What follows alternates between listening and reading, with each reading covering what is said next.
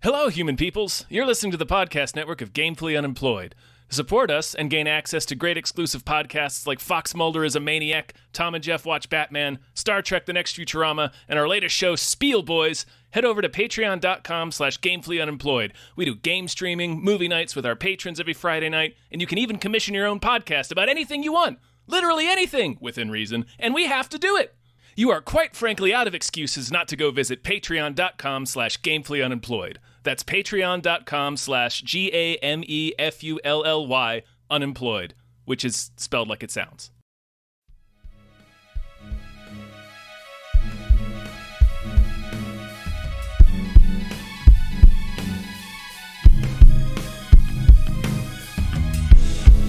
Hypecast mit Tom Reimann und David Bell.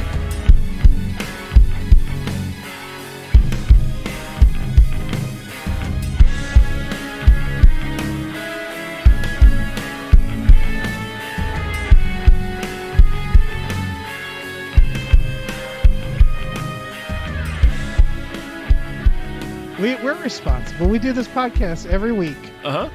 Whether or not we have a guest. That's true. That's true. Or That's... Yeah.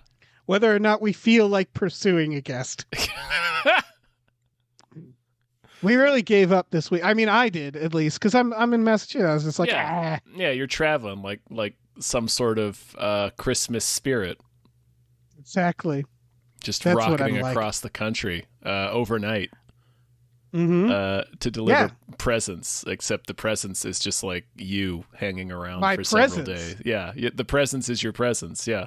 Yeah, wordplay. What if that was what Christmas was? It was like Santa didn't go around delivering toys. He would just show up and kind of hang out for like 3 or 4 days.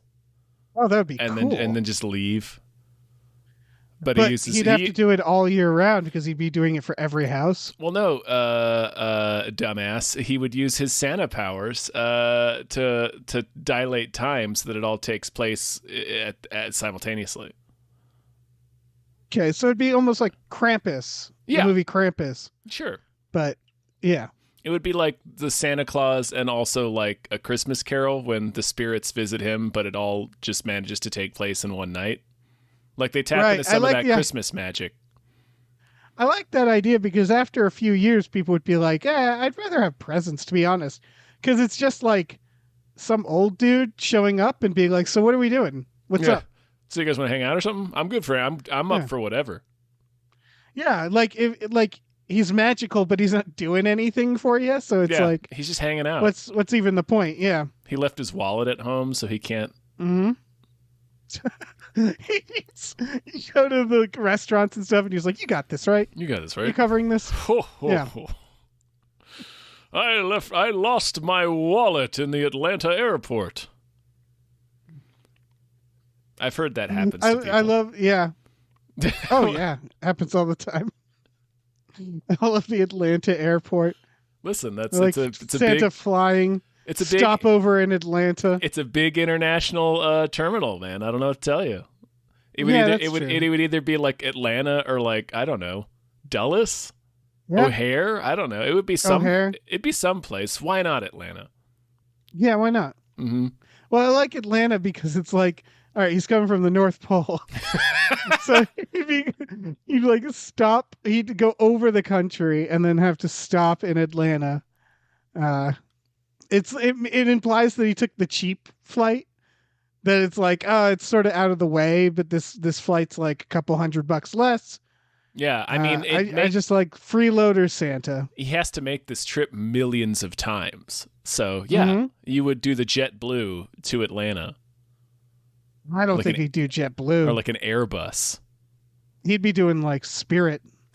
Yeah, there you go. Yeah. Yeah, fucking, or I guess like Alaska. Isn't Alaska an airline? It is. It only flies to and from certain terminals, though. Yeah. Like Alaska, I imagine. Yeah, I would hope so, or else that's a very misleading name. If it didn't? Yeah, it's like the one place it doesn't go is Alaska. No, I see why you would be confused. Yeah. Yeah. We're not like other airlines. We're the Manic Pixie Dream Airline. You see, it's like naming your airline Jupiter Airline. Hmm. You could do that. Yeah. No reason not to. Yeah. I guess we should probably start the show. Yeah. I don't know. This is the show, right? This is the show. We're just going to do this stupid bit. Sure. Yeah. Look, we got to hit that 2-hour mark somehow, Tom. Listen, hello, everyone. Hello. What an episode of Hypecast! Hypecast. The show Hypecast. where we get hyped about stuff and things. I'm your co-host, Tom Ryman. I'm your other co-host, David Bell.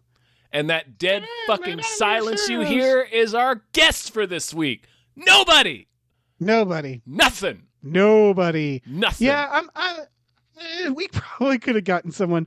I'm traveling, and like that's probably why my mic sounds different because I'm using a different mic. Mm-hmm. You know, I don't know. I'm 3 hours in the future, so I'm just generally tired all the time right now. Yeah, and it's very sleepy future that waits for the rest of us. Yeah, I'm old, so like it's 8:00 here, and I'm like, man, that is bedtime. You're 3 hours older, Dave. I know. You're a man of advanced years. Also, daylight savings time is happening, and so I'm going to be all fucked up. I'm not going to know which way is up. I don't believe in it, so we don't set our clocks forward or backward in this household. Yeah. That's a good way of doing it. We don't observe daylight saving time. We're not observant. It kills people. Yeah. Like every year, daylight saving times results in traffic accidents. We shouldn't be doing it. There's no point. Who invented it? Fucking that jackass Ben Franklin. Yeah. Is that right? It sounds like it's something that piece of shit would do. Yeah. Right. He was a real piece of shit. Right in his goddamn almanac. Time should change randomly twice a year. And everybody's like, you are the greatest mind in American history. Right. These days, he'd just be on like fucking Reddit, you know? Like he's just some asshole with opinions. He just happened to, you know, I don't know. Yeah. People listen to him. Yeah. He'd have a primetime political analyst show. Right. He'd be Bill Maher now. Yeah. He'd be like that's it. Stupid pundit. Yeah. Oh, yeah. Ben Franklin was alive today. He'd be talking about cancel culture. Because you know we'd cancel his ass. Oh, yeah. As soon as he walked in, dressed the way he dresses, with his tiny glasses and like his pantaloons. Ugh. What an asshole. That like fucking stop at the knees, so you have to get really tall socks to make it look like you're an adult that wears adult pants. What a jerk. I don't know what he's thinking about. I don't know, man. Fuck those guys. Let's hear from that mouse in his pocket, see if he's got any good ideas. Wait, he has a mouse? Yeah, did you ever see Ben and Me? That Disney cartoon about like Ben Franklin's mouse? No shit. Yeah, he had a mouse. Yeah. That's historical fact. Right, they didn't have that in the John Adams show. That shit's bullshit. He should have had a mouse. He should have had a mouse. John Adams show, who also sat on his own balls. Yeah, a mouse with massive balls. When he sat on his balls, the mouse made a little like a little squeaky ball sound. He made his mouse wear those stupid pants too. Mm-hmm. What a pile of garbage.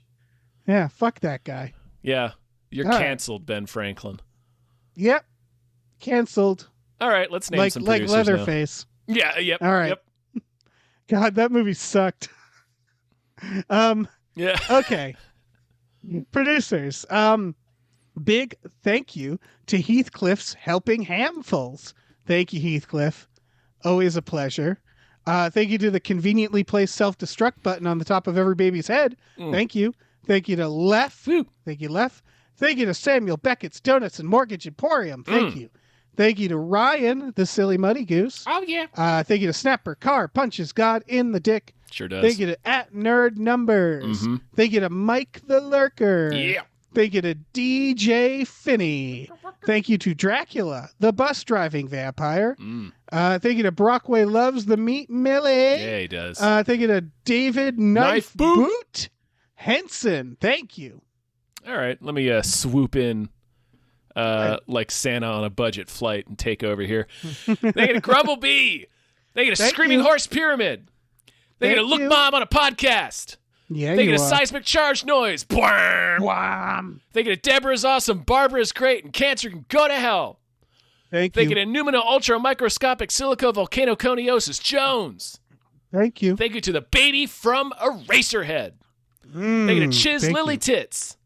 Thank you. Thinking of these 7 Bs. Thinking Thank of you. Breezy Ruizy.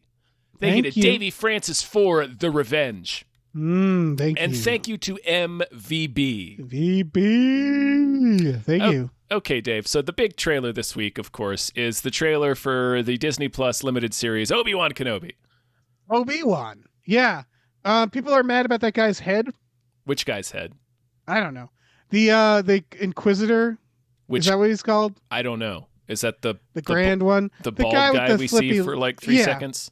Yeah, and he's got the lightsabers that go. Voo, voo, voo, voo, voo. What's wrong with his head? I mean, he looks like an I asshole, don't but so know. does everybody in Star Wars. I think he's got like he's an Ernie and he's got more of a Bert in terms of like, I don't know, in the cartoon or something. I just saw people were mad about it. I don't give a shit about the shape of the guy's head. Wait, is he a pre-existing character?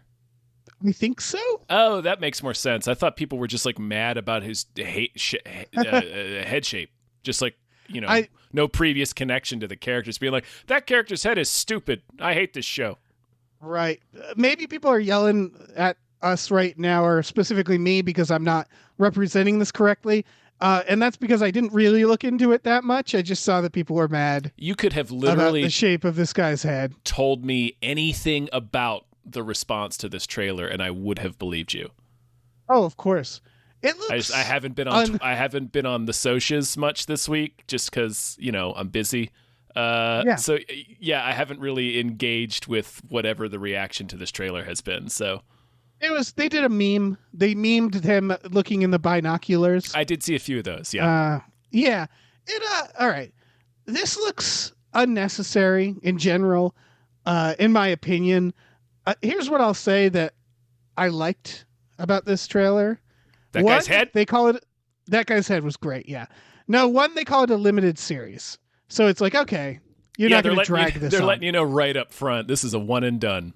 We're not. They're like, listen. And I mean, I could have guessed. It's like, okay, I know you're Disney, but even so, you're not going to get Ewan McGregor for multiple seasons of a show. Yeah, I don't think he wants to be doing this. No. And then I also like that it's like they made sure to show in the trailer, like, we didn't just film this in the same desert. We are going to go to other planets. Looks like they go to that fucking Death Sticks planet. That's Coruscant. Yeah. That's the capital. Yeah. I think. And I think Dexter Chexter is coming back. I saw a photo. Oh, that's a Photoshop that got Damn it. shared by a well-known Photoshop artist whose name I forget. I think it's Brian Morris, but I could be completely wrong.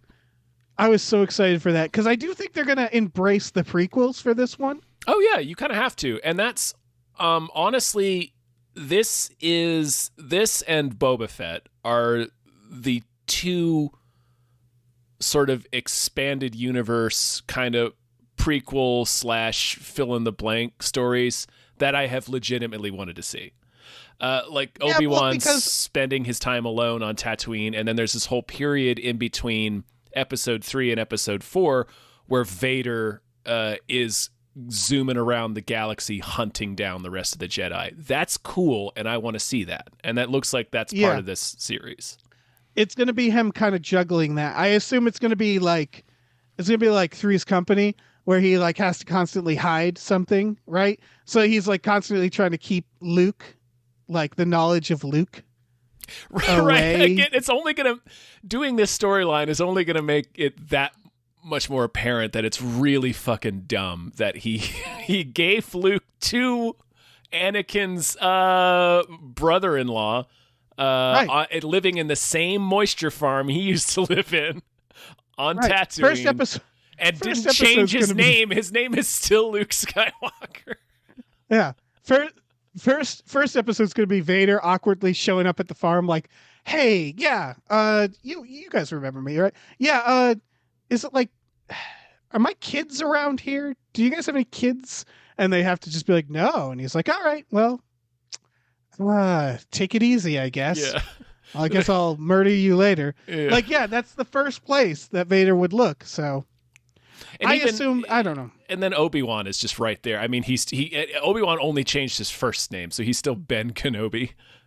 Yes, it's living very in bad. the desert. Like, he's not living too far below the radar, I guess, because, well, you know what? Never mind. I take that back, because I was going to say people know about him, but all we really know is that Owen and Beru and Luke know about him, which of course they would.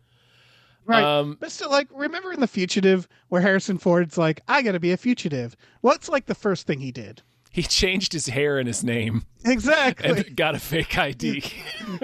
he chopped off that beard. Obi-Wan, come on, man. And not even Like, not even slight. Like, he didn't change his name to like Timothy Kimball. Like, he completely changed his entire name and appearance. Like, right. So, and then he didn't go like hide out in an apartment across the street from the home where his wife was murdered, you know? So it's like Obi-Wan exactly. just changes his first name and moves in like a mile away from where he's hiding Luke without bothering to change any part of Luke's name with Luke's aunt and uncle, whom Anakin knows and has met. Right. And I really feel for the writers, because it's not like that was built in, you know? That was built in since the original films. That was always there. Yeah, there was nothing that could be done about that. Yeah. So the writers have to figure because I would love to watch The Fugitive, where Tommy Lee Jones is Vader and Obi-Wan is Kimball. That's what we need, right? I would love this to just be that. But like, it kind of has to end up in one place. Well, that's kind of what it will be. You have to. I mean, that's. I don't know what this show will be, but like the storyline, like the Star Wars timeline, that's kind of what happens. Except obviously Vader never finds Luke or Obi-Wan, so that means. And this isn't the first time they've done this in other Star Wars media. They're going to have to create additional characters that are helping Vader in his hunt. And that's been done like before, so that's not like, I don't think any Star Wars fan will be clutching their pearls over that one. So they'll have to like. This is all like. Go ahead. Oh, I was just gonna say, this is all like comic book extended universe shit, right? And like video games and stuff too. Yeah. But yeah, it's all like additional media around the films.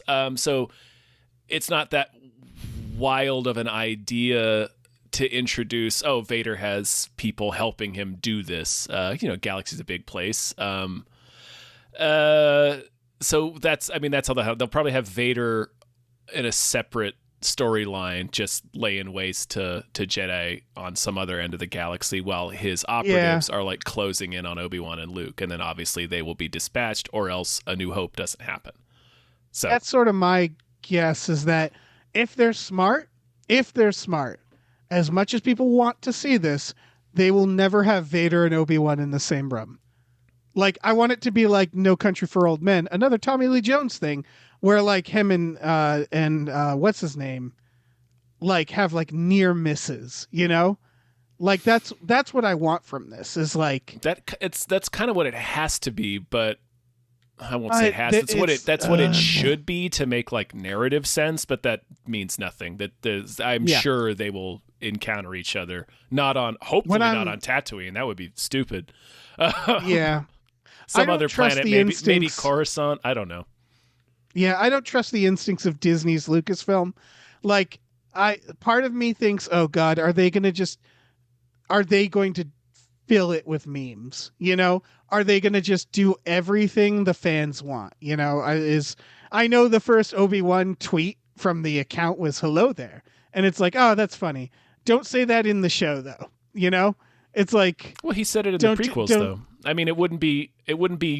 No, that's the what I meme. mean. That is the meme, though. The "Hello there" is a meme.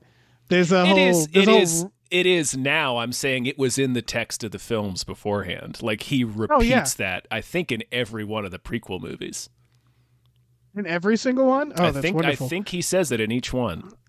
Yeah, but I guess what I'm saying is that I'm scared they're going to keep leaning into it. Joel Edgerton, did you see he also shared the trailer? And with like an Uncle Owen quote that was just like, it's some quote? crazy old man. I'm on fire. Exactly. It was really funny because it was like, oh yeah, that classic Uncle Owen quote we all know. Uncle Owen has like 13 lines across the entire series. So what did he share it with? I told you to forget it. Yeah, that classic Uncle Owen line. Yeah.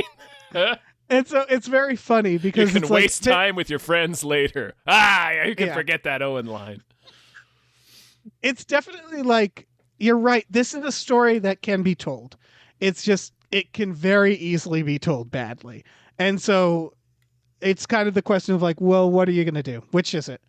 Are you going to tell a really interesting, compelling story? Because honestly, I think an interesting, compelling story for this would actually involve very little lightsaber fights.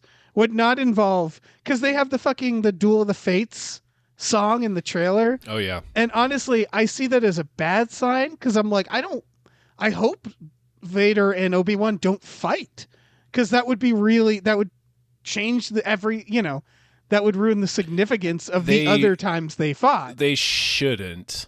Again, no, I cannot say with any kind of certitude. Obviously, I'm not involved with the show, and judging by the decisions Lucasfilm has been making, can't say that won't happen, but it shouldn't happen. It shouldn't. And I guess that's what it is. I mean, Vader very pointedly says, "When last we met, I was like, like I was the student, and now I am the master." Yeah. Or however, I'm paraphrasing, but right. And like, since when did they give a shit? That's the thing. It's the stuff where he's like, when I first met your father, he was already a great pilot. And it's like, then the prequels, they're like, well, he's a child. And it's like, all right. Well, like there's, but he's like, a there's pod always racer been weird pilot, Dave. Yeah, that's bullshit. It is bullshit. I'm just saying that's how they got away with it. Yeah. That's how they explained it, rather. It's that thing where it's like, it has a lot of potential to fuck up a lot. Like this is one where, again, I don't envy the writers, where like, it's sort of, you're damned if you do, damned if you don't. There's going to be so many fans with so many annoying fucking opinions. And like, it's so much lore that you have to deal with that you really have to finesse this series. And so I don't know, man, I hope they pull it off. This looks good. The trailer looks good, Yeah. It's just, I feel like there's a lot of like tightropes to walk here. Yeah. Narratively. So we'll see how they pull it off. Cause and some of them are just like, what are you going to do? It was stupid to begin with. Yeah. Like he changed his fucking name barely. Yeah. Like an asshole. Barely changed his name. Barely. Lives down the street what are you doing, man? From the child they're trying to conceal from Vader. Right. So yeah, I don't know. We'll see. Yeah. Next trailer? Yeah. All the Old Knives.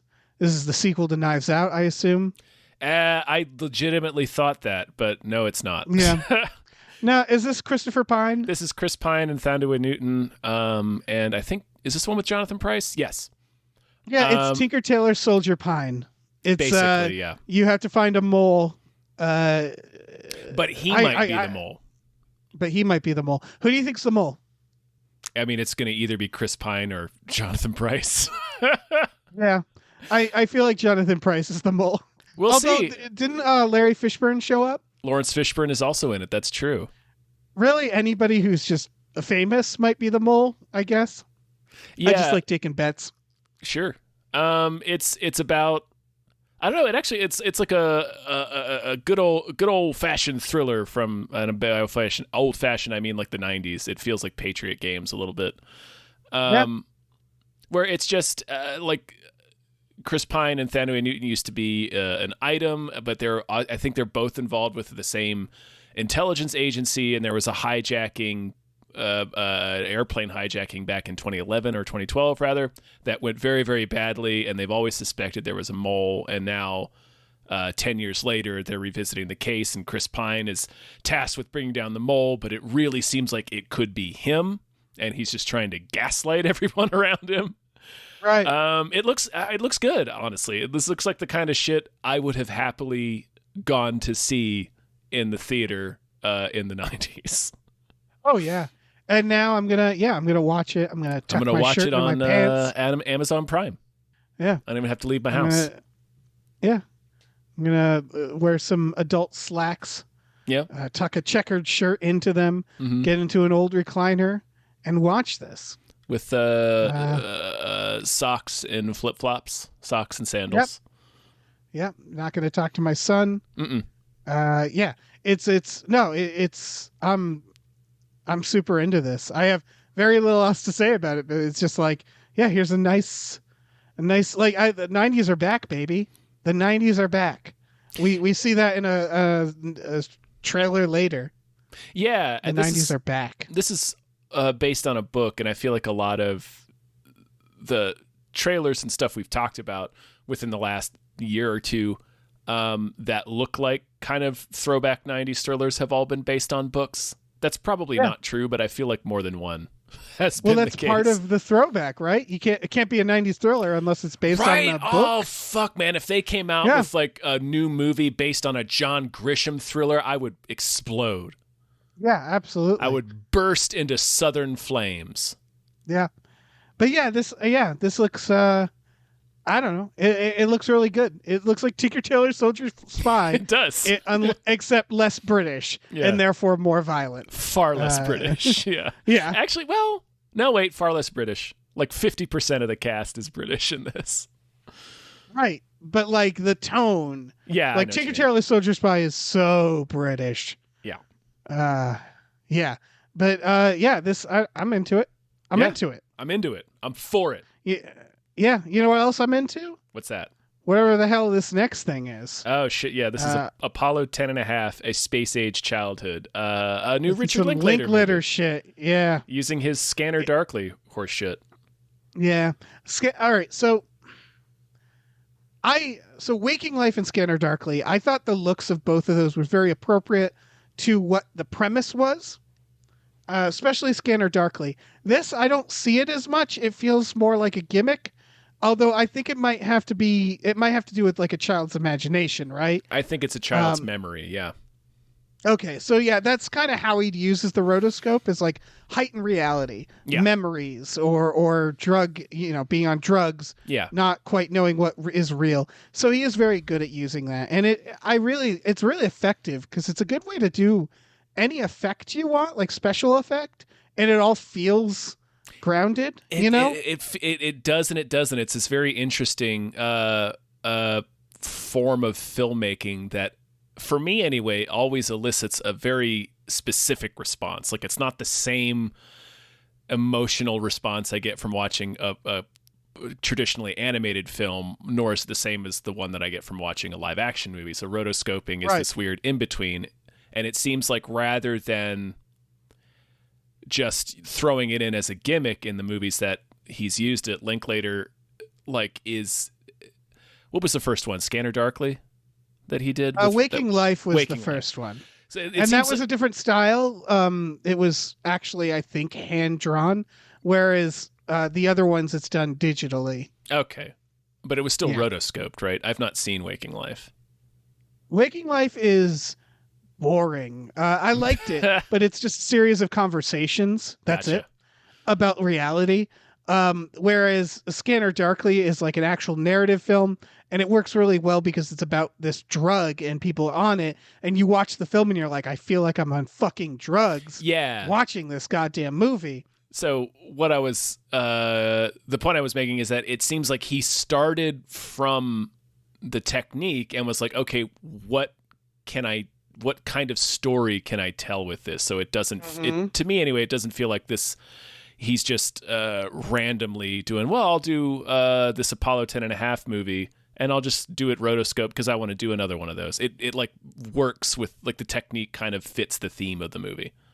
Yeah, because this is like this is about a child who's being commissioned by NASA to go to space. Yep. Because they built the they fucked up moon and built rover the lunar module too small.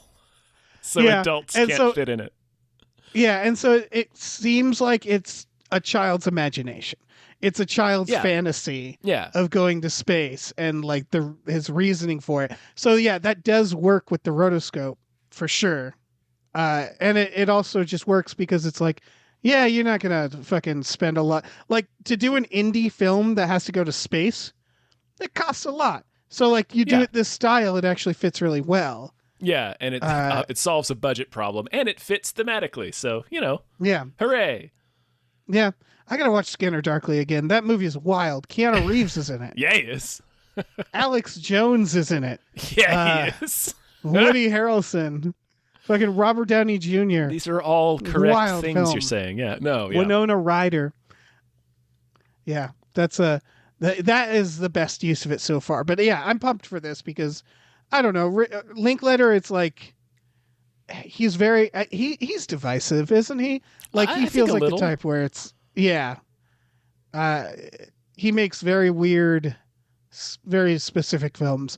Boyhood sometimes, and then I remember Boyhood, but and then sometimes he makes School of Rock. Like it's just he kind of just does whatever. I mean, it's usually on the other end of like more experimental or non-traditional, but like yeah, he just kind of does whatever. Like whatever. He's got that Soderbergh vibe where he's like, yeah, I could do a Hollywood film. Exactly. If I felt like it. He feels very close to Soderbergh. Yeah. But yeah, this movie looks kind of cute, and like I mean, it's obviously guilty of like boomer nostalgia, but like that's his purview. That's the kind of movie he's gonna make. Because one of the lines in the trailer is like, "There's no better." Dazed and Confused. Yeah, exactly. There's a line in it where the kid is like, the kid narrates, and he's like, "There was no better time to be a kid." It's like the adult version of the kid, to be clear. He was just growing up in like 1969 in Houston or whatever. It's like there's just a great time and place to be a kid. I'm like, yeah, for you. I was gonna say, for a suburban white kid. Yeah. Yeah, for sure. But I think he I don't know, he might be aware of that when he says this stuff. But yeah, his films are very white. Well, sure. I mean, but across the board, he's a white guy. Like, it's like, yeah, this is very white boomer, but yeah, he's a white boomer. What do you want? So, But I get that's why it's not for everybody. Yeah. And like, I don't know. I don't like all his films. I saw Boyhood once. I remember liking it, but I haven't seen it since. Cause like, I don't know. I don't feel the need to. Yeah. I used to watch Dazed and Confused a whole bunch. As a kid, because I thought this is what cool teenagers are like. That's the opposite. And then I grew up and I was like, teenagers. Nope. Yeah, that's what it's about. Yeah. Yeah. I don't. Dazed and Confused. I've only seen a couple of times. It wasn't a big movie for me. Like I saw it once in high school and was like, yeah, I get it. And then I've watched it maybe 2 or 3 more times since. Right. That and Clerks was. I saw Dazed and Confused first. It was the first time I realized you could just make a movie about people hanging out. And it was like, I did not know you could do that. That's amazing, And that's what was the appeal there. Was like, shit, it was just like one cool night. Last day of school, summer. Like, I don't know. That's it's great whenever someone pulls that off. Yeah. And it feels like it's harder and harder to do that. I don't know. I think it just those kind of movies were never big. Like Clerks and Dazed and Confused launched, 2 prominent careers, but like the movies themselves weren't huge hits. You know what I mean? No, but I do think, I don't know. I'd have to think about it, but we don't I feel like it's just not as popular now to do like hangout movies. I don't know. Maybe I'm wrong. I don't know. I think it just. I don't know. I'm not sure. I know they still obviously make them, but yeah. Also, like I'm an adult, so it's like I don't want to watch a bunch of teenagers hang out.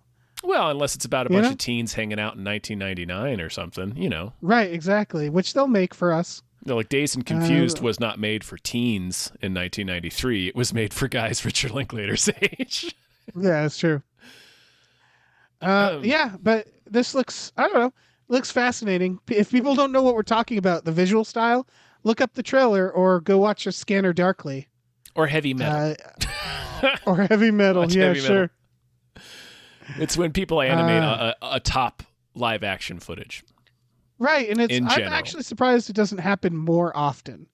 Now that I say it out loud, it doubles your budget. Yeah, it's not a commercially popular style either.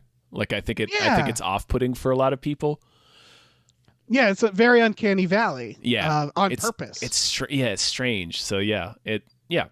Anyway, I like Apollo 10.5. It looks, it looks cute. It looks like it might be a pretty cute movie that I will watch it when it comes on Netflix. It's some real Richard Linklater bullshit. And if you like that, like I do, then yeah.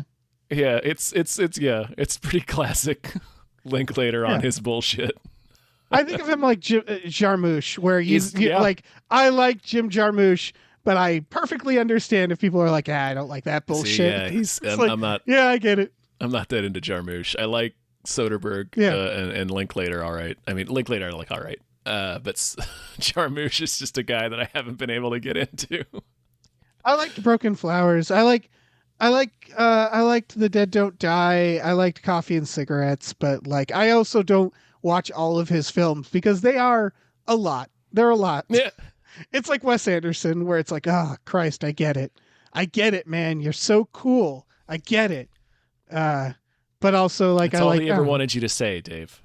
Yeah, that's all Wes Anderson wanted to hear from you, and he's listening. Yeah, he's listening. He is, of course, he is. Yeah. This next trailer is for The Outlaws. I am into this. Yeah, I'm into it only because Christopher Walken is there. I feel like if Christopher Walken wasn't there, I'd be less into it. But it's like a modern comedy. It's from the makers of The Office. It's Stephen Merchant. Yeah, and it's a group of people who are doing community service because they all got in trouble. And one of them's Christopher Walken. Yep. And honestly, that alone is enough. But they also find a bunch of money, and there's like a plot, which I don't care. I'll just watch Christopher Walken clean. Yeah. That's all. Yeah. Asking if he can take home dead animals he finds. Yeah. No, it's a fun trailer. It's very British. It's very Stephen Merchant. Obviously he's one of the cast members as well. They find they're cleaning out old rundown buildings, and they find a huge stash of money hidden in there, and they're trying to decide what to do with it. Obviously cops get involved, crooks get involved, hijinks ensue. It looks like a delightful British romp. And I'm going to watch the shit out of it. And at first I was like, well, how are they going to keep this up for so many seasons? But it's sort of been answered where it is a British romp. So what, 3 seasons at the most? Maybe, or I think it'll probably just be the one, but who knows? Yeah. They tend to do them one at a time in Britain. Yeah. Which is smart, honestly. Yeah. Yeah. You just mean one show for the whole country at a time? Yeah, that's exactly what I mean. No, one season at a time. We can only afford one. Yeah. It's like I got to the end of Bridgerton. I was like, man, not Bridgerton. That sounds British, whatever that is. Bridgerton's a different show. I was thinking of Broadchurch. Is it like very different. Broadchurch, okay. Very different show. Got to the end of the first season of Broadchurch. I was like, yeah. Then I started up season 2. I was like, I feel like you didn't need to make this. And yeah, they initially did not plan to make a second season of Broadchurch. Yeah. Anyway, but let's do the maximum amount for this. 4 seasons. Yep. Of The Outlaws. This looks fun as hell. And one season will inexplicably be only 2 episodes long. Of course. Speaking of TV shows, Under the Banner of Heaven. This is basically True Detective with Andrew Garfield. Yeah, which I was like, just make season 3. Season True 4. Detective. Or season 4. Yeah. With Andrew Garfield. But like, if this is how you got to do it, then so be it. Sometimes it's how it's got to happen. It's based on a book by John Krakauer. I think I'm saying his name right. He's the guy who wrote Into the Wild and was he The Perfect Storm? Anyway, he writes a lot of nonfiction. He's a very famous nonfiction writer. Wow, he just loves stories about people dying. Yeah. So Andrew Garfield's doomed. He's going to drown. Well, it's about murders. Or die in the woods. Andrew Garfield trying to solve small town murders. It looks like True Detective with Andrew Garfield, which, I'm going to watch that. Oh, I am so happy that we came back around to Andrew Garfield because he's great. He's great. Yeah, it felt like he had a bit of a hiccup. Maybe a little bit. I mean, we like society. Yeah. Because like I feel like I've always been rooting for him. Maybe I'm not. Maybe there's evidence of me saying he can fuck off. But yeah, this looks, I don't know. It looks it's weird to say fun, but that's kind of how it looks. I love this fucking gritty ass true crime shit. Yeah. Although, I've gone on record many times saying I love a good mystery. So yeah. I got nothing here. Like, it just looks good. It looks derivative of something that I can watch a million versions of. Yeah. It's one of those. To be clear, True Detective did not invent this. It's just, They did a great job at it. Yeah, they just did that's just an excellent execution of that idea. So True I could have also said it's like In Cold Blood starring Andrew Garfield, right. True Detective, it's tough because that first season, it's like, oh, I could watch 9 seasons of these two characters. But obviously that's not how True Detective works. Yeah, that's not, and that's also kind of not the point of that story too, but yeah. Of course. But they could have been the next Mulder and Scully. They were so fucking watchable. They were, And so there's a lot of layers to that. Like, I watched The Killing as well, but like I stopped watching the next. Like, The Killing did 3 seasons. The first 2 was one murder, and then the third was another, and I think I dropped off because for me, I do love a good mystery, but if they're so serious, I will get bored. Like, it needs to have some charisma too. Of course, yeah. Yeah. So, I don't know. This feels very watchable. Yeah, it looks great. Yeah. So does Deep Water. This sexy thriller. This is the husky hand job trailer. Yeah, this trailer not as good as the last trailer. No, which was just a uncomfortable ass hand job between Ana de Armas and Ben Affleck.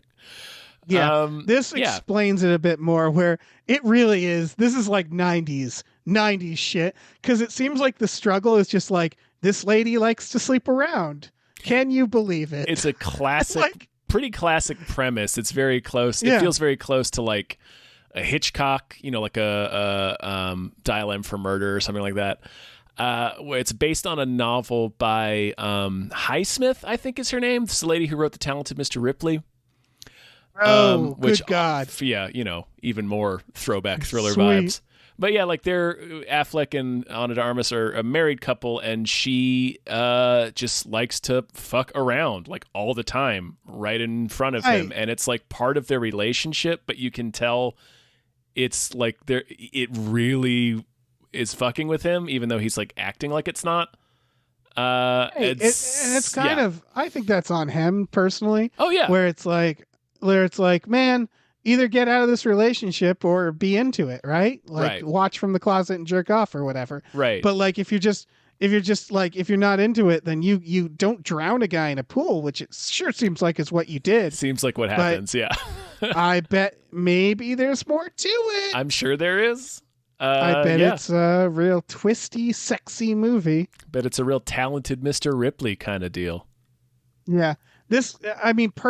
Perfect casting, both of them. Yeah. Ben Affleck, we talked about this. If he wants to be the next Michael Douglas, that's kind of perfect. Yeah, and it looks very similar to Gone Girl in terms of the kind of character he's playing. Yeah. Which he worked really well in that film. Right. Like, going through all of these, like, I don't know, you ever look at young actors, and I know it's not 1-to-1, but you think, like, who's going to be the next X? And if Ben Affleck wants to be the next Michael Douglas, that's great. Chris Pine could be the next Harrison Ford. Yeah. Like, he's growing that beard. He's doing that weird beard. Like, they all gotta, they gotta plug in there somewhere. Yeah. Everybody's got to try the beard out at least once. Yeah. I need more and more movies where Ben Affleck may or may not have murdered people because of his wife. Right. Because he's fitting. He's one of those dudes. You could look at him and be like, yeah, I think he killed a guy. Yeah. Oh yeah.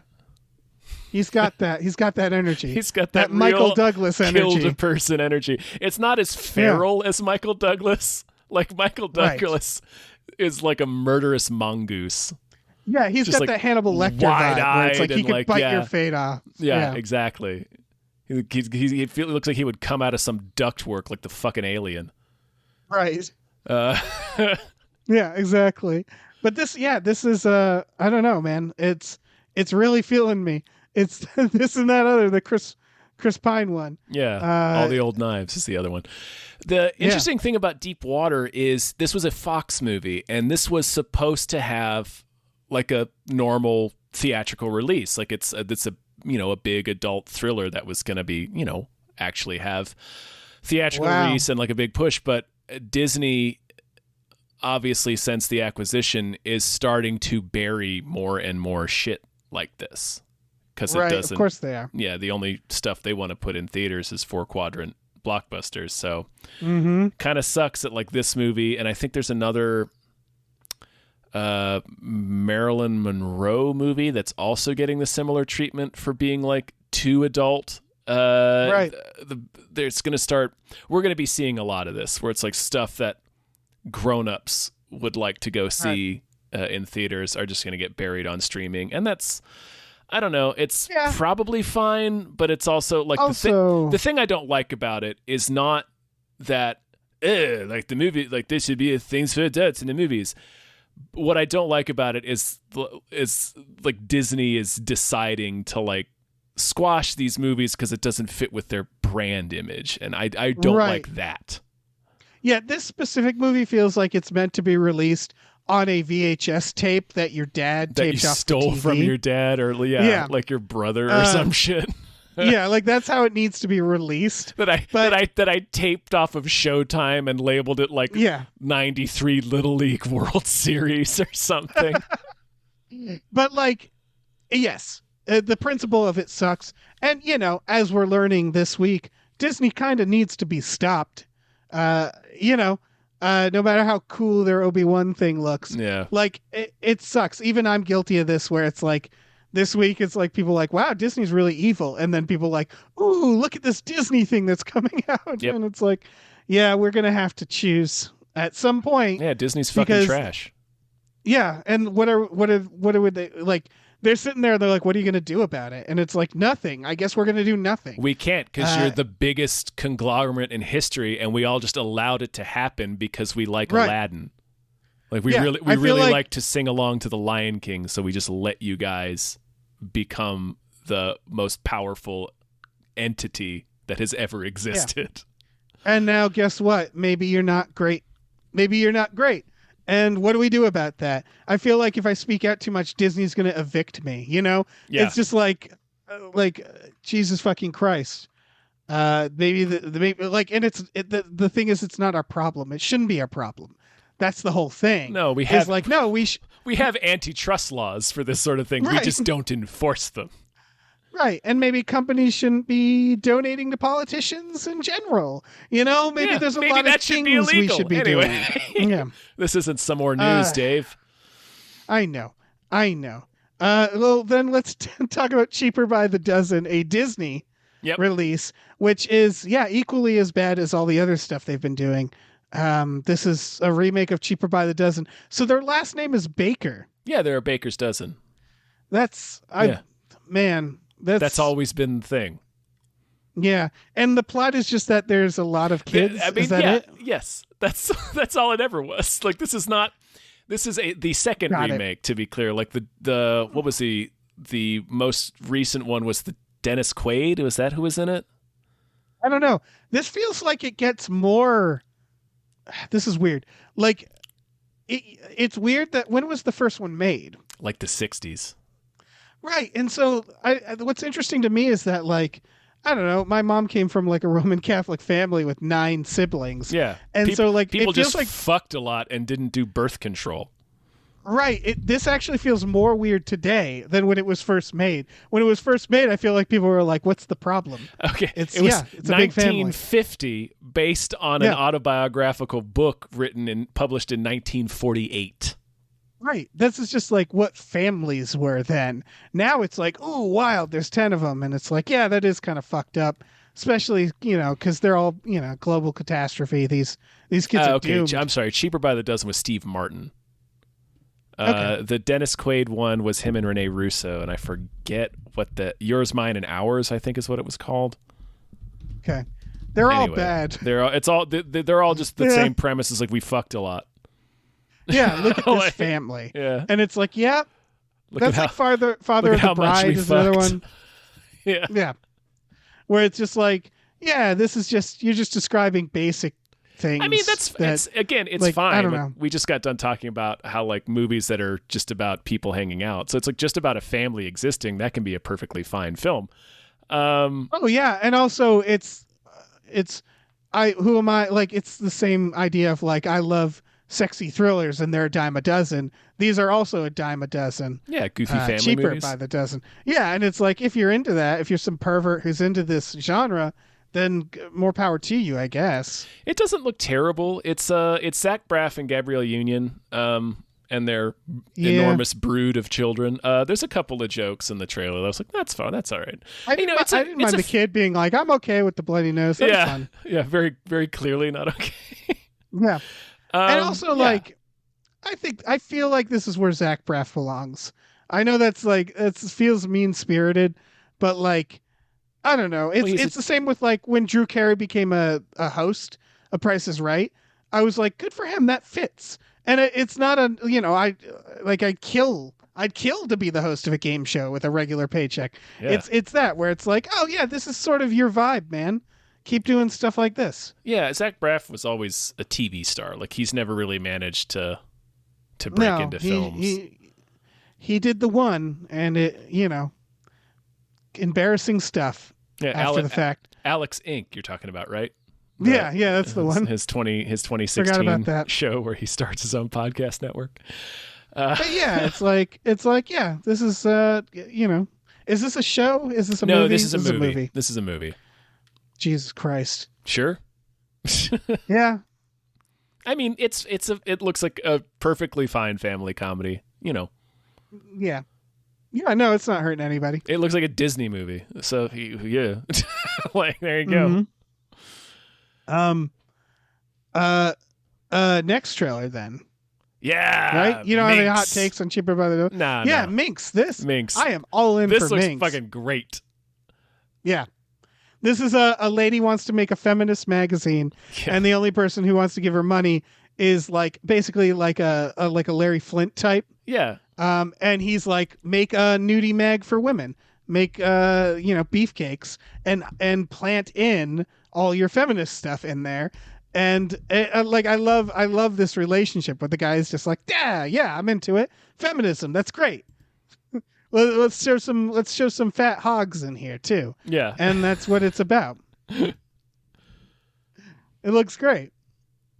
And then there's like controversy around it. Is this a series? Yes. Feels like a series. This is a series, yeah. It's not based on anything real, right? Minx isn't a real magazine. I mean, I think there's similar stories around women's, but no, this is not directly based on a true story as far as I know. Like, I don't think there was a Minx magazine, but it's not related to this, and it Right. launched in the 90s, and this takes place in the 70s, so it's not the same story. Okay. Yeah, this looks like a lot of fun. It looks like it's like a combination of like what feels like a very like meaningful human story, right? Like a very grounded story combined with very cartoony moments of women going, "Oh my goodness," Right, reacting to a bunch of fat hogs. And an extremely cartoonish character in the porno publisher, who's played delightfully by Jake Johnson. Yes. Incredible. Yeah, Jake incredible Johnson is casting. doing a great job. Yeah. Yeah. The main actress is Ophelia Lovabond, who I didn't recognize, but she's apparently in Guardians of the Galaxy and Autopsy of Jane Doe.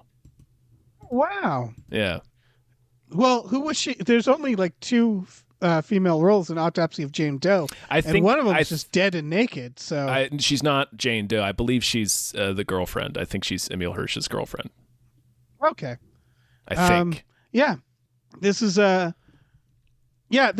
just looks I hope I have time to watch this because this just looks legit fun. Yeah, And looks also good. it looks like it looks like they're treating the characters like real people, but they're not. Like I also feel like this is not the porn industry, you know? Like they have this beautiful distance where it's like it's in the 60s or 70s and it's an industry that most people aren't used to, so we're going to just go full on Boogie Nights about this shit and make it this caricature that is still delightful to watch because it's, you know, I don't know, they're making the pornographers the heroes, which is always fun. And yeah, it I don't know. I'm excited to see where this is going to go. Yeah. It's a fun ass premise. Yeah. It looks, the trailer's delightful. Check it out. It's called Minx. It's going to be on HBO Max Minx. in, I think next week actually is when it premieres. Yeah. So if you like some real adult bullshit, I mean, you're watching HBO Max and it's filled with that. And this is one more. No one more babies thing. allowed on HBO Max. Nope, this is not cheaper by the dozen. That's for darn sure. Meanwhile, over on Apple TV, they continue to do some weird ass shit with Pachinko. Yeah. This is I mean, this looks fucking gorgeous. Not entirely sure what it's about. It's like generational. Yeah. Right? It's like this is a Korean series that Apple TV has picked up to distribute in America. And probably some other places as well. It looks like it's one family told from the point of view of the matriarch, and it's like starts with her as a young woman and then moves through her whole several decades of her life, beginning in Korea. And it looks like she ends up in America or maybe, I don't know. There seems to be like a plot element of her getting out of her village, and like there's a theme about like what if I had made different choices, how would my life have turned out, and it's called Pachinko, which is a gambling machine. There's like a gamble, like a throw the dice I guess element to it. Again, not entirely sure what the story is about because the trailer's a little bit vague, but it looks incredible. Like the shots and the composition and everything just looks gorgeous, like you said. it looks really intense. Like in not in a like in an emotional way. Yes. Like it looks like okay, here we go. Like if you're at a party, Hulu's doing the keg stand, right? Disney is like, I don't know, like the more naive type, I assume. HBO Max is like a good one night stand. And Apple TV is like someone you'd have like a really intense 5-year relationship with and they'd poison you. Does that make sense? Does that check out that analogy? No, but I will let it stand.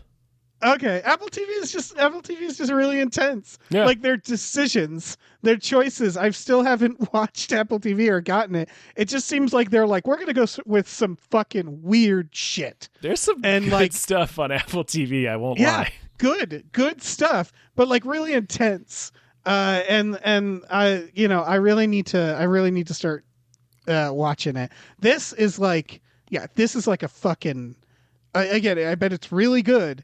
But it's like, holy shit. When am I going to be able to sit down and watch fucking Pachinko and learn about this fucking story of generations of people and their struggles? And it's like, oh, Christ. It's just, is this a movie? It's not, right? It's a series. No, it's a series. So we have like 10 episodes where just, for this extreme emotional journey to be unloaded upon us. It's not even, for the record, it's not even like war necessarily or tragedy.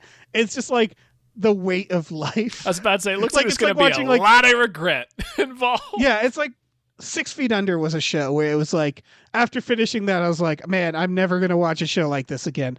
That was too much. That's just like, and it was just a family. It was just like the struggles of a family. And this feels similar where it's like, it doesn't feel like a lot necessarily happens. There's no big epic stakes here. It's just looks really fucking emotional. Yeah. It looks good, great. though. Yeah, it looks real good. Yeah.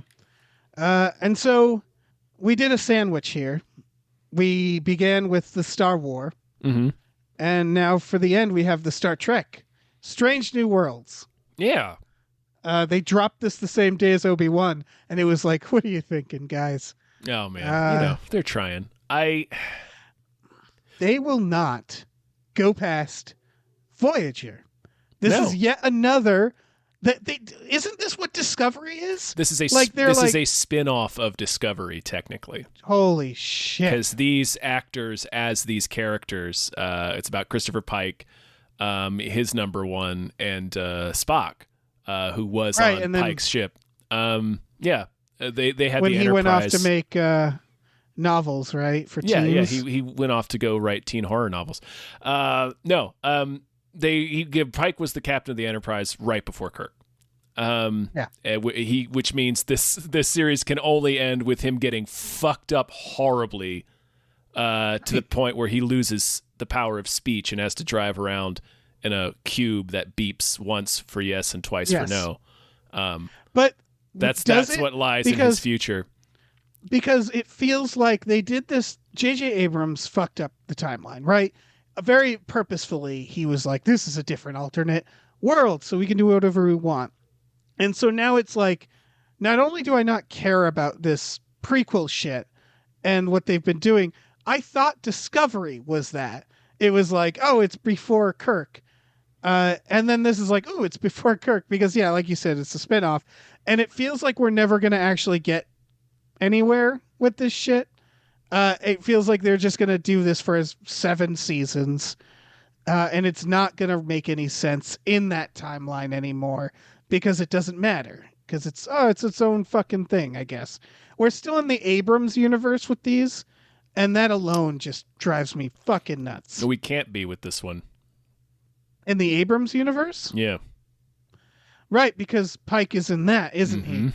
But it is still the goddamn Abrams universe. Still, I think they're starting to lose the thread, like because Abrams set that new tone, and then the Discovery, I believe, is that same world, and then this is a spin-off of that, or at least they're keeping the same aesthetic and tone. I think it's the aesthetic and tone. I don't think it's literally in the Kelvin timeline, which is what it's called. Okay, that's a little better.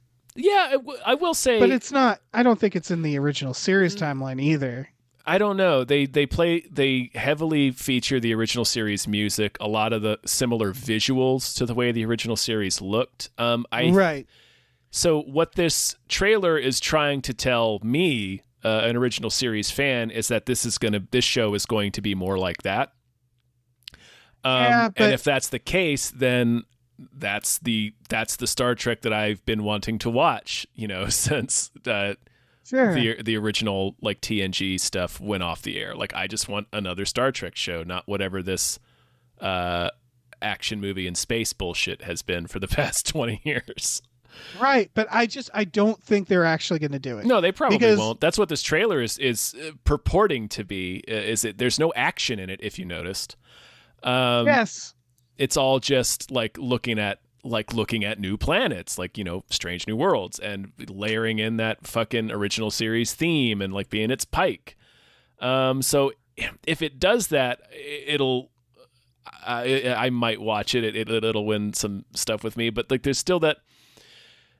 I like what you're saying about how they won't move past the Voyager, like everything's either a prequel or like a new version of like the pre-existing series or continuation of the pre-existing series. They don't want to move ahead in the timeline with like a new cast. Like I think they're not understanding what people liked about Star Trek, or at least what the original fan base that made Star Trek even a thing liked about Star Trek. Yeah. So I got through maybe 3 episodes of Picard, and I think I've given up completely because that very much showed a fundamental misunderstanding, which is, if you remember the Picard trailers, that also didn't show action, I believe. Yeah, that's true, yeah. So the early ones didn't, for sure. Yeah, and basically the Picard show is like, ooh, look at this, it's the prop. You see, that's the prop from TNG. Yeah. Oh, that they mentioned the character. Oh, they do all the same names and the stuff, but the tone is completely wrong. And they've like fucked it all up because they don't actually care. They think that it's this profound lack of respect for the fans where they treat us like children, where they're like, we said the character B4. Remember B4? We just said it. It's stuff like that where they like dangle this stuff like they're shiny objects. So when I hear the theme in this, it just feels like they're like, you love the theme, don't you? But it's also the same problem as Star Wars, where Star Wars is like obsessed with Skywalker. Yeah. And will not deviate. And the weird thing is that Star Trek was never that. It was always, here's a new story. And then somewhere down the line, it got passed off. And they're like, oh, you know what Star Trek fans like? The same characters over and over again. The Abrams movie is when that happened. Yeah, exactly. Yeah. And so they like won't leave this yeah. And it's like this was never what Star Trek fans liked. It's driving me fucking nuts. There needs to be a fucking coup over at Paramount with this shit. Like someone needs to usher out whoever's doing this. Because I have very little faith in this. The trailer does look good. Mm-hmm. But I've lost all my faith. Yeah. And personally, in fairness, I've heard that Discovery has gotten better since what you and I watched of it. And also That's Discovery, with the exception of like, I think Spock shows up in it. And the actor who plays Spock in Discovery is the one who will be playing Spock in this new series, Strange for New Worlds. But apart from that, I think it's like entirely a completely new cast of characters, a new ship, etc. So, at least it's doing that. Yeah, maybe I'll turn on season 2 of Discovery. Yeah. Even if I'm a little lost, like maybe I'll try to see if the second season shapes up to be an actual Star Trek story.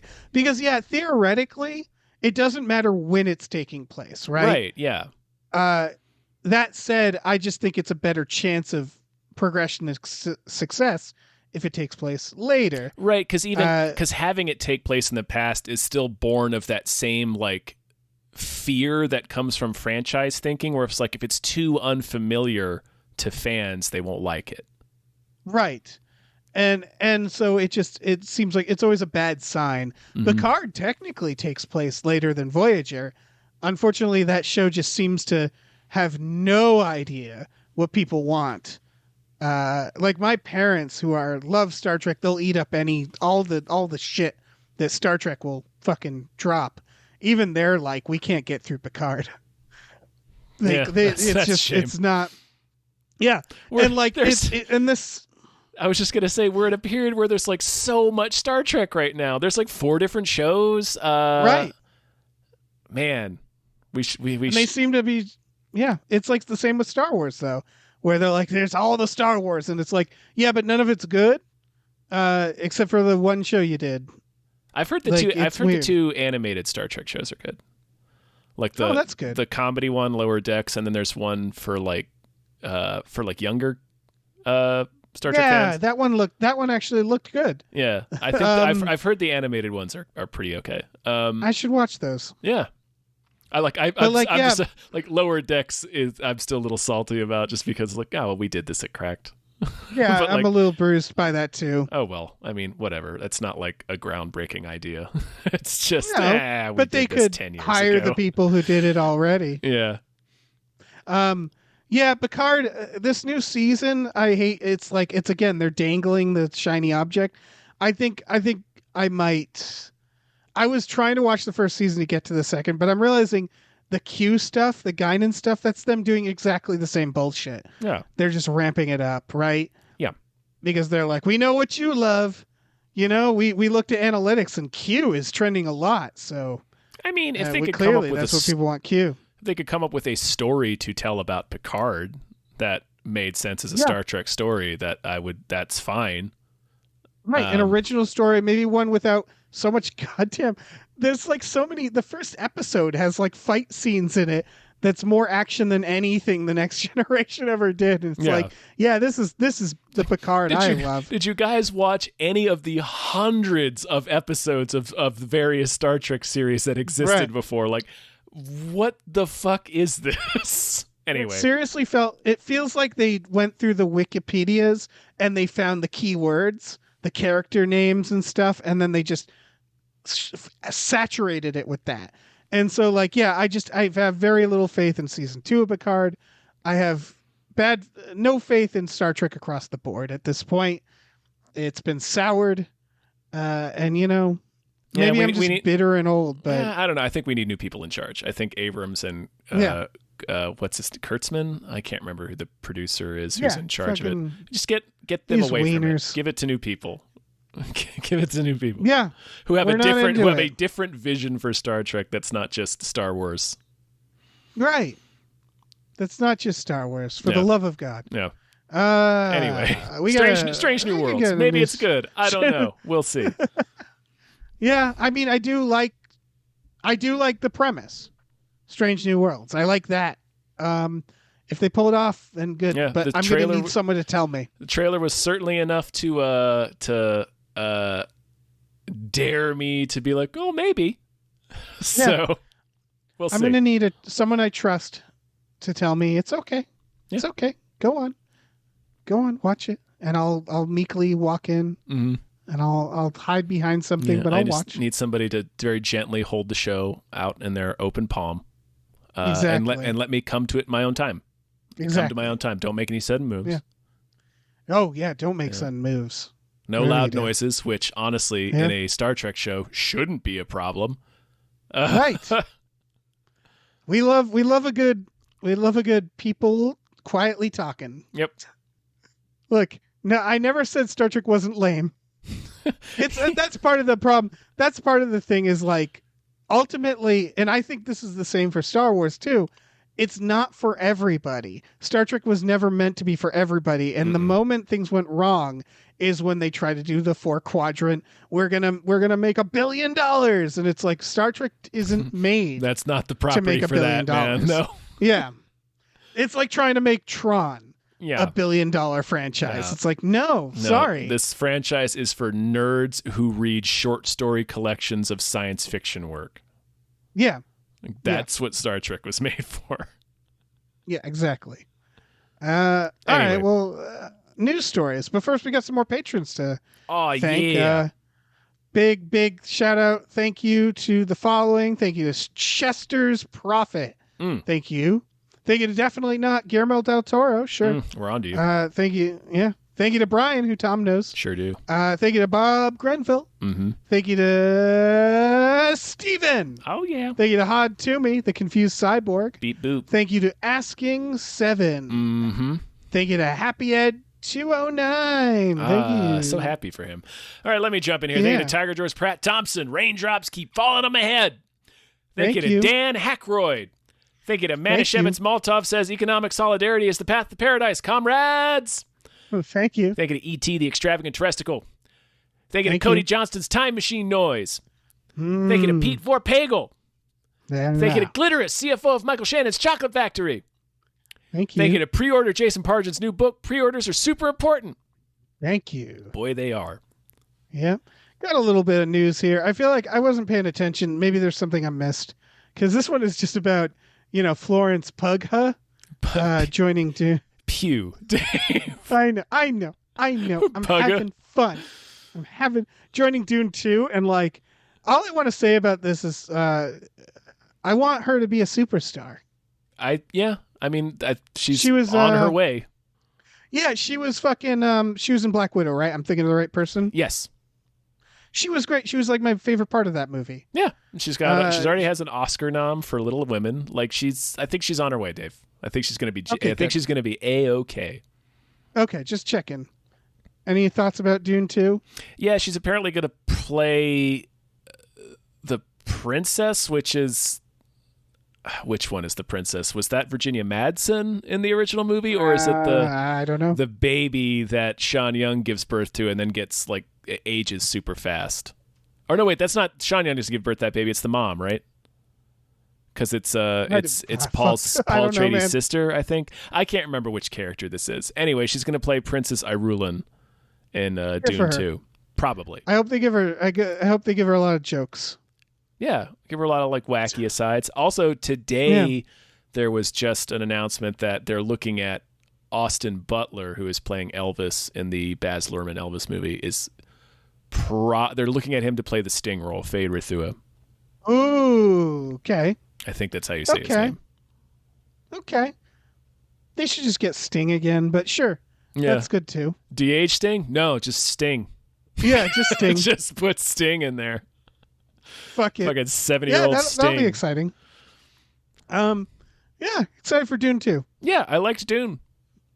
Thought it was good. I did too. We did a review of it. I will say, like, never going to blame anybody for not liking Dune. It is. Again, I would say everybody's so fucking serious in it. Well, yeah, but I enjoy it. Again, like Star Trek, some things are not for everyone. Some things aren't meant to be a billion-dollar movie franchise. And I mean, this version of Dune was still propped up, like they still spent money on it like it was going to be that, but it wasn't made like that. So I feel this is as accessible as Dune gets, yeah, which I feel like was something that people said multiple times on set.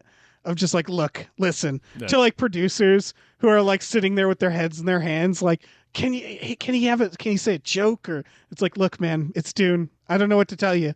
You paid money for this. You're going to get Dune. We will allow Jason Momoa to smile, but he will tell no jokes.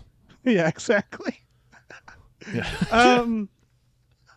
Speaking of very dark, gritty things, HBO is apparently making a Penguin series. Oh yeah, based off the Batman. Yeah, I think we knew about this a few weeks ago. It's just. Oh really? I think it's.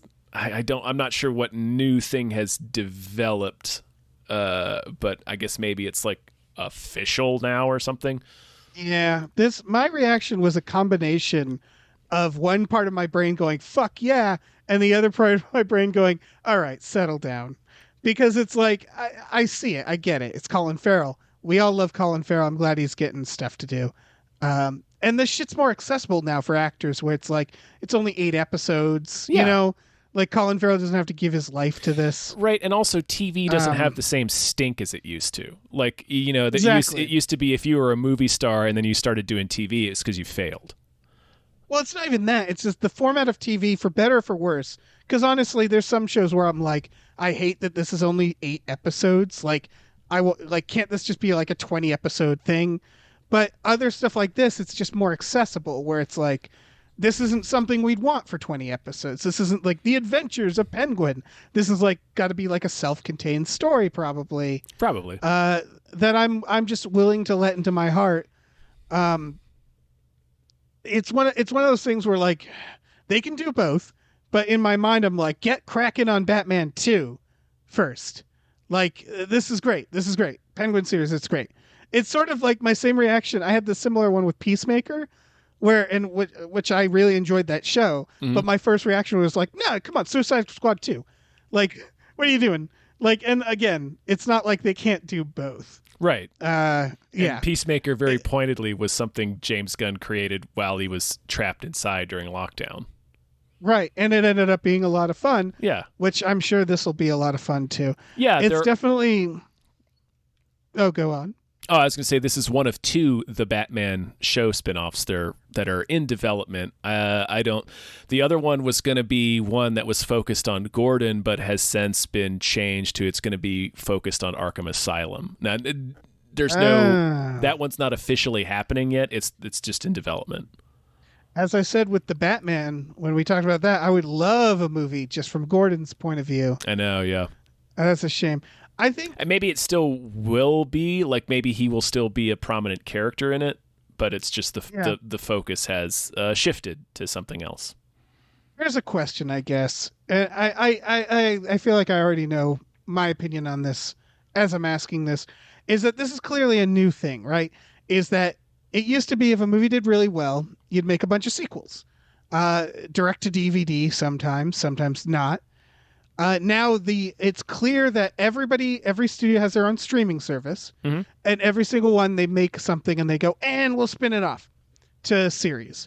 And it's just how it is. And I do think sometimes it's really good and sometimes it's really bad. Marvel, I would argue, is not doing good because their spin-offs feel like they're doing it because they know they have to do it, not because they have a good story. And yeah, for the most part, they feel unnecessary. Like it's not, and that not meaning like it just. I don't know why I tried to qualify that. I mean, literally what I said. They feel unnecessary. Like it doesn't feel like we needed to see these stories. Feels like they started with, well, we better make a series, and then they said, okay, so what's it going to be about? Correct. And the question for me with this is, which is it?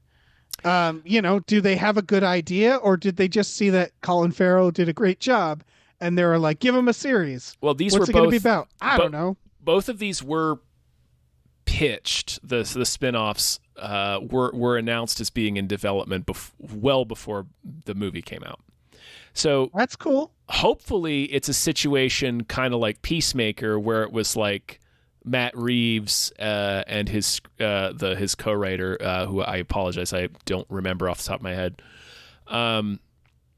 We're done with the movie and we're like, there's some other stories that I'd like to tell. Like I'd really like to get more into the Penguin, and obviously the movie's already 3 hours long, so we can't do that. Maybe we could explore that this way. It's like, man, I'd really like to get into like Gordon and like Arkham and how that works in this world, but we won't be able to do a whole movie about that. It'll just have to be folded into a subplot in a movie. So maybe we could spin that out into a show. Like that's kind of how like Peacemaker was made, where it was like, well, I want to tell.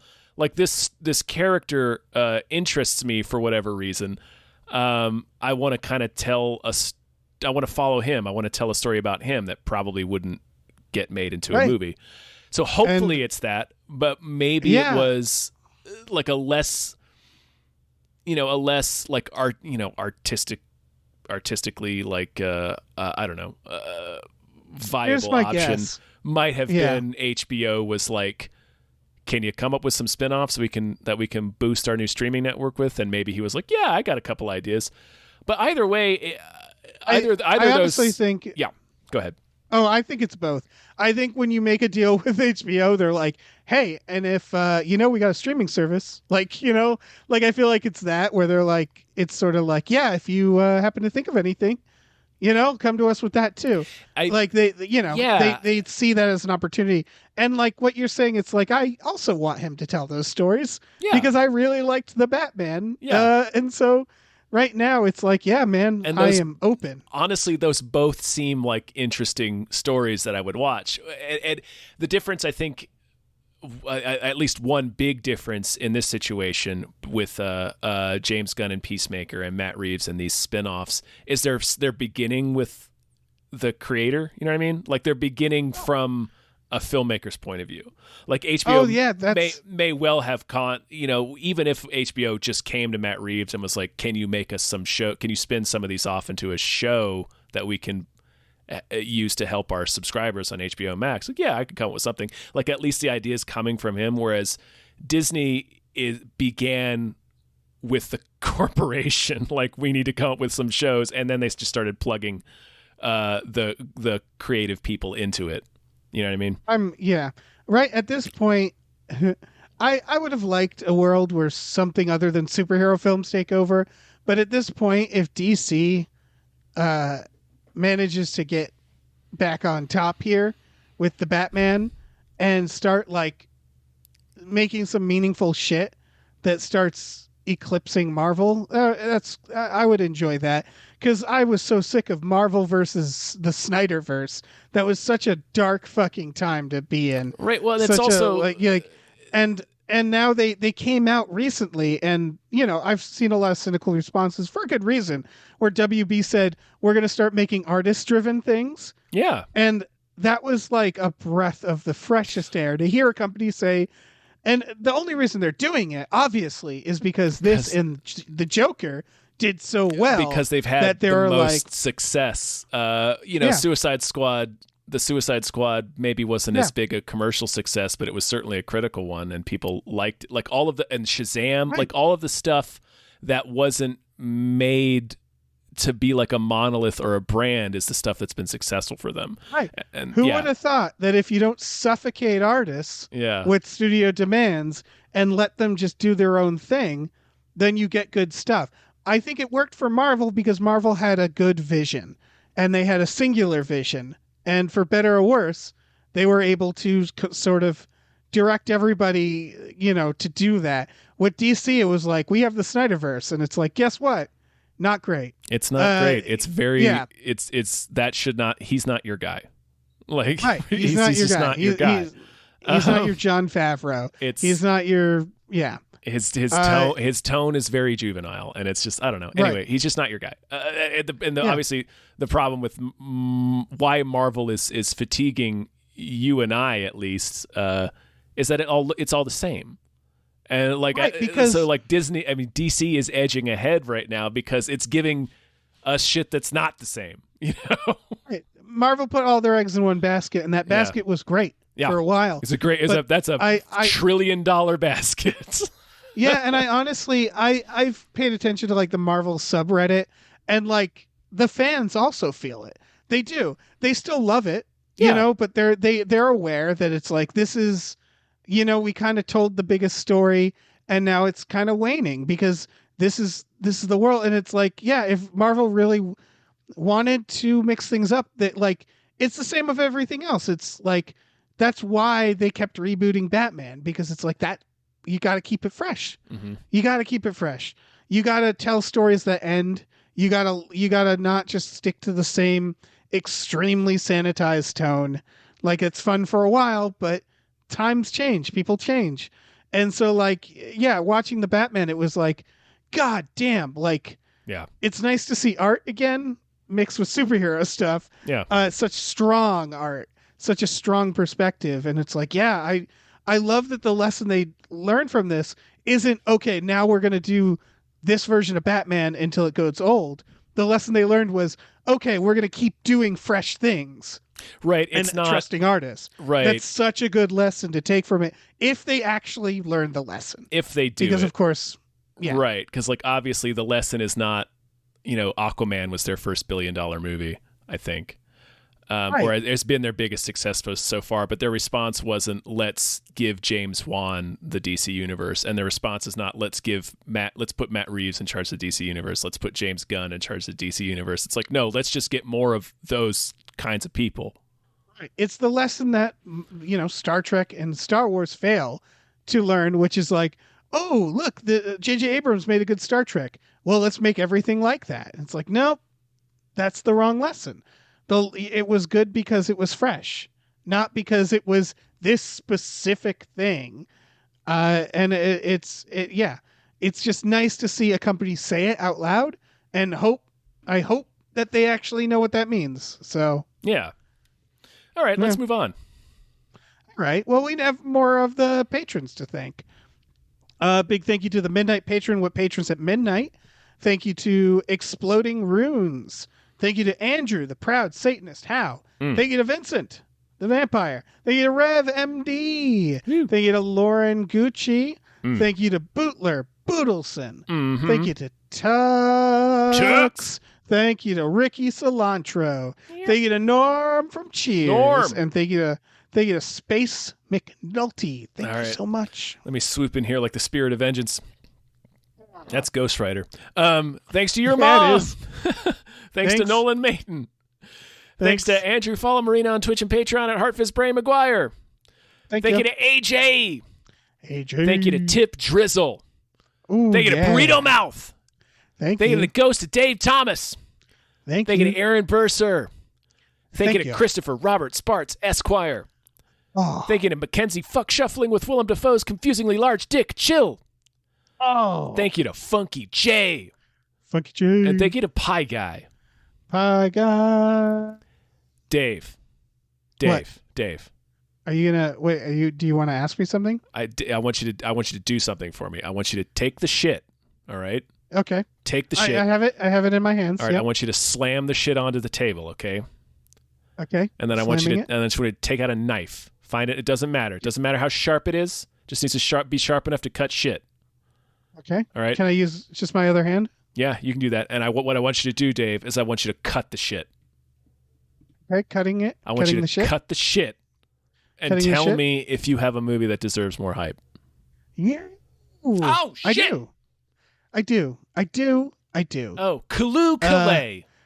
You know what's funny about this is the trailer got way less views earlier So I think someone else out there also wants people to know about this. Right. I think he got a little buzz. Like, the views have gone up on this trailer since you added it to the doc.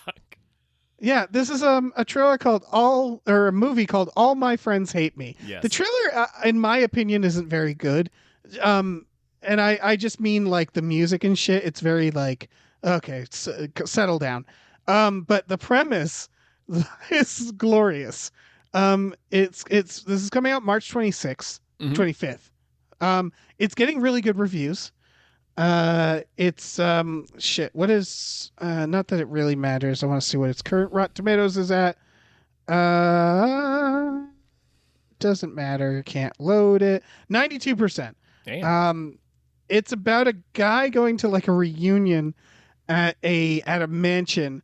It's his birthday. Yeah. And it's all his friends from college, and it's being described as like borderline horror, because the idea is he shows up and everybody seems off.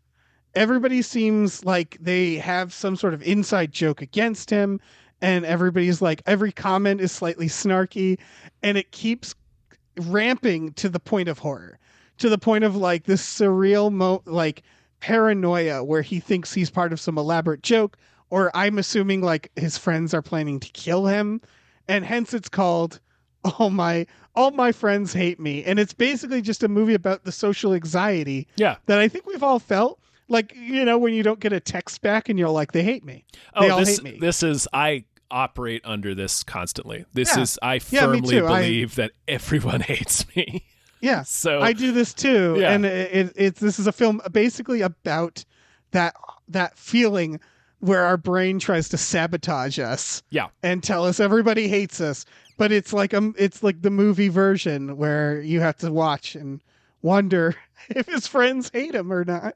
Right. And that's the movie. We're not like, judging by the trailer, at least it's going to be, it's told from his point of view. So we're like not sure, like how is he really seeing this, or is he just seeing something and then reading into it so much that it looks like this in his mind? Like, right.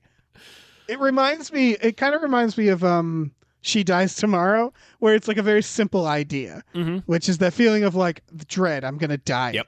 And then it makes it infectious. This is the same, where it's like taking the idea, oh God, my friends all hate me, and making an entire movie just about that feeling. Yeah. I'm glad you mentioned She Dies Tomorrow, but yeah, that's very, She Dies Tomorrow obviously is told more straight. Like, it's told like a thriller. Yes, for sure. This is a comedy. This is like a comedy, but yeah, very similar. Like they're kindred spirits almost, where it's just taking this idea of a certain type of anxiety that people experience and spinning that out. So what if this was literal, and what would that look like? Right. And yeah, it's definitely a comedy, and it's probably very, very, very hard to watch. Yeah. I'm imagining it's going to be very cringy, like season 1 The Office, where it's like you're watching and you're on the edge of your seat. Or like 8th Grade was a movie like that, where I was like, I am feeling more anxiety than most horror movies right now. Oh, yeah, yep. Like, yeah, I think it's going to be similar to that, where you're just like, fuck, God damn it. Like, just like drenched in sweat by the end of it. Yeah, it's just social anxiety. It looks really good. It does. I'm excited for this. Yeah, I'm pretty into this movie. It's a great idea for a movie. What we see in the trailer, I wasn't down on the trailer so much. I think what we see in the trailer looks pretty promising, just the way everybody's sort of behaving around him. I mean the editing of the trailer. Yeah. Not the actual content. The content looks good. The editing, it just felt a little dated, I guess. But yeah, it's not a big critique or anything. For sure. Because I want people to know about this movie. It looks good. Yeah. So yeah, check out the trailer. All My Friends Hate Me. It should be on VOD not next Friday, but 2 Fridays from now. Yeah, and I think it's in limited release right now. Like, I think it's, if you happen to have a cool indie theater near you, you might see it. But it doesn't matter because it'll be out for everybody soon. Just wait. There's still a plague raging outside, so... Yeah. Just Google All My Friends Hate Me ? And I'm sure this will be the first thing you get. Yeah, should be. Yeah. Looks good. Yeah. Excited. Oh, man, Dave, that's a sode. I think we've done it. We did it. We didn't need no guests. We didn't need no guests to tell us what to do. We didn't need anyone's help, Dave. Yeah, no one held our hands. No, certainly not. Why don't you tell them something? Why don't you tell them what we got going on? Okay, we have a Patreon. Patreon.com/gamefullyunemployed. So here's the deal. You pay $5 a month. You get access to 4 different podcasts, 2 of which you can only find on our Patreon. Those are Tom and Jeff Watch Batman and Fox Mulder is a Maniac. They're exactly what they sound like. Then we do 2 other podcasts with the Small Beans, Spiel Boys and Star Trek: The Next Futurama. But they're all for $5 a month. You get all that. And you get access to, we have a Discord as well you get access to. And on that Discord, if you do another $5 a month for a total of $10 a month, every Friday night on that Discord, we have a movie night where us and a bunch of our pals watch a movie and you can join in. And there's a chat room and we watch a couple movies every Friday night. It's like a ritual. It's like getting together with your pals. Yeah. It's a lot of fun. I have a lot of fun doing it. So these are all things. And then we have other tiers besides that. So just go on there, patreon.com/gamefullyunemployed. Yeah, slap your peepers on that. And while you're at it, slap your peepers on gamefullyunemployed.com, where you'll find a link to our Teespring store that has all kinds of cool original artwork and designs that you can get on T-shirts, stickers, mugs, posters, all sorts of things. So, slap your peepers on it. Check it out. Slap anything on there. Yeah, honestly, any old thing. The shit that Dave just cut, slap that on there. I don't care. My desk is a fucking mess now, and this is my, like, it was necessary. My place. That's exactly. You piece out of there like Santa Claus. Took a shit on my desk. Yeah. Santa didn't bring his wallet, but he brought the shit. Yeah, he brought the shit. He always brings the shit. Look at him. He's a toilet clogging son of a bitch. He does that. Yeah, look at that man. That's every a man house who he can take goes to demolishes the plumbing. Think of how many glasses of milk he drinks in a night. All those cookies. Oh man. Yeah. That is a hefty shitter. Takes a mutant shit every time he lays his anus down. Okay, I think we can be done. Say goodbye. Goodbye. Bye.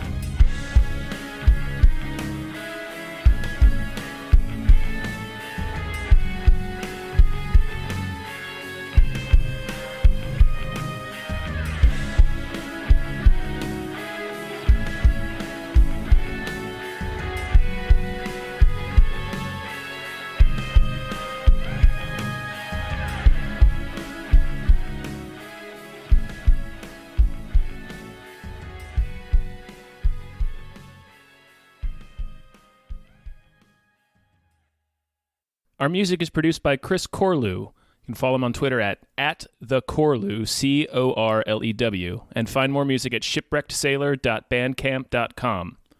Our artwork is produced by Justin Brown. You can follow him on Twitter at @JustinTBrown, and find more of his artwork at artnessbyjustinbrown.com and justinbrown.info.